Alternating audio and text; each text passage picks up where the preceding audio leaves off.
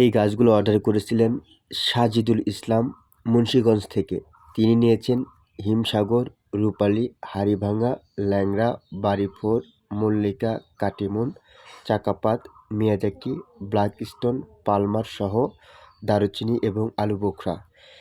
দেখুন, প্রিমিয়াম গঠনের চারাগুলো ডেলিভারি করার জন্য প্যাকিং করা হচ্ছে। এই গাছগুলো চলে যাবে মুন্সিগঞ্জ। আজকে ডেলিভারিতে পাঠানো হবে।